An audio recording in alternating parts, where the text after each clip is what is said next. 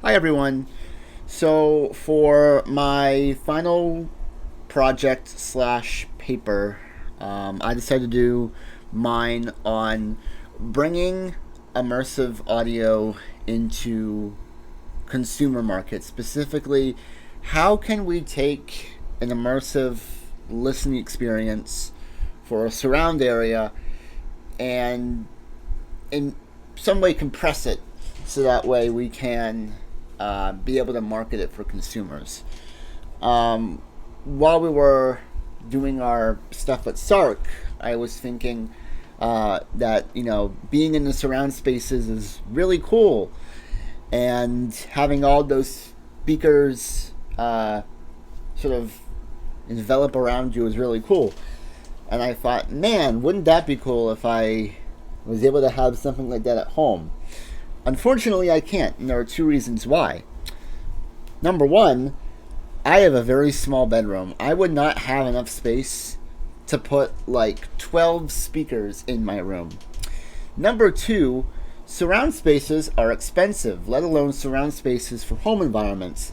I was doing some research on how much would a surround home studio space cost, and an entry level, like the cheapest option, was like $3,000. I don't got that money. So I began thinking, well, how are we able to take something for that kind of setting, and how are we able to basically, like I said, compress it into something that is more accessible to consumers? And this is my thesis statement again, just sort of reiterating what I said.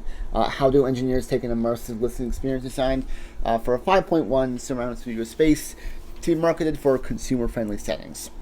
Now, initially, when I was doing this presentation, I wanted to focus more on cost and basically figure out, in terms of how cheap can we get when it comes to immersive audio. But I realized that a lot of consumer options with immersive audio are going to be relatively expensive. And so I began to sort of, shift my focus around a bit, and I ended up landing on, two core main themes of ideas of things I could touch upon. And one of them is something that we talked about in Stark, which is the Dolby Atmos renderer, virtual renderer, and Pro Tools. Now, because we went over it at Sark, I'm not going to go too into details, and I'm trying to keep this as short as possible. But just as a quick refresher, the Dolby Atmos Virtual Render and Pro Tools basically gives engineers the ability to mix directly in Atmos without needing external hardware. So, for example, you don't have to go out and buy like an audio bridge in order to incorporate Atmos into your mixes. It's included with every Pro Tools version except Studio and Artist and Intro, I believe. So if you have like Pro Tools Studio or Pro Tools Ultimate, that renderer is included for you. Now, again, going just through a little bit of my research, I actually learned that a lot of the features that are included in the virtual renderer are actually adjusted slightly from the external render. And it's done that way in order to expand with and treat the visualizations of objects naturally. A senior product designer from Avon named Chris Windsor talked about it in a resource guide I found. He said, quote, rather than having the objects move between the ceiling and the floor, the objects only travel within the top 2/3 of the room to more accurately represent the location of speakers in a real listening environment. And I thought that was really useful, in large part because, again, if we're talking about just, a standard surround studio setup that's not as expensive, if you do have the space for just a entry-level surround studio setup, it's good. It's a great way to basically visualize, okay, so if I have someone that's using just an entry-level space, how am I going to be able to replicate that? Now, there are two main compression formats when you're bouncing an Atmos file. Obviously, you go into Pro Tools, you're doing the stereo mixing, you bounce it and such. But there are actually two main compression formats. There's the EC3 and the AC4. Now, there was another research guide I found. I can't remember the engineer's name, but he basically said, he's also from Avid, but he also said that even if you aren't familiar with these formats, it's good to know what they are because different products, different sources use them. So the EC3 is mostly used in Apple products, and I'm going to talk more about Apple later on in the presentation. But it's also used in the Amazon Echo, which is like Amazon's version of Siri, and then also Blu-ray, which since we're all old enough to remember when we used to watch DVDs before we watched things on our computers, that was something that was included as well. The other format is the AC4. This is largely used in Android devices or any device that's basically not an iPhone. And then also a company called Tidal, which is another streaming service. Again, I'll get to that later on in the presentation. But those are pretty much the two main formats you're able to use when you're bouncing an Atmos file. Now, back in April, Pro Tools released their 26.4 version, and one of the things that they introduced was Dolby headphone personalization. And what it basically allows you to do is it allows you to create a unique and precise binaural module using your phone's camera as well as an app called SonarWorks. Now, I would love to try this out, but unfortunately I don't have Pro Tools Studio installed on my computer. Maybe that's something else to try out with the computers over at MPAC. But I do think it's really cool to be able to just, using your phone's camera, which pretty much everyone has a phone. So if you just use your camera, it's able to basically create like a visualization of your head.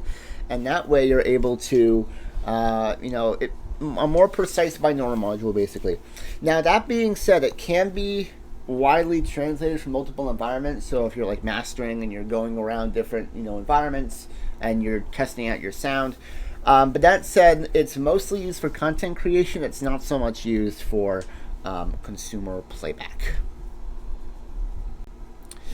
All right, and now my next point that I wanted to bring up, in addition to, I'm blanking here, the Atmos renderer, is Apple. Now, obviously, Apple is a really big tech company, and they've really, pioneered the technology innovation.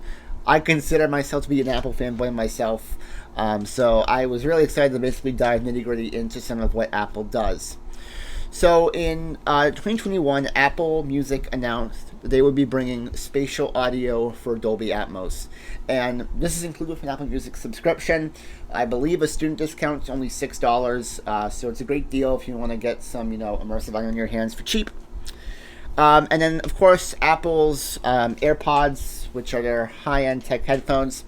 Their latest lineup, so that would be the AirPods 4, the AirPods Pro, AirPods Pro Max, I don't remember. Basically, their newer headphones released in like the past 4 or 5 years or so. They include something called personalized spatial audio, and that is scientifically designed with something called head-related transfer function, which was in one of the readings that we had back in May before we went to Queens. But just as a quick refresher, HRTF is a frequency domain constructed with finite impulse response filters from ear-depending characteristics.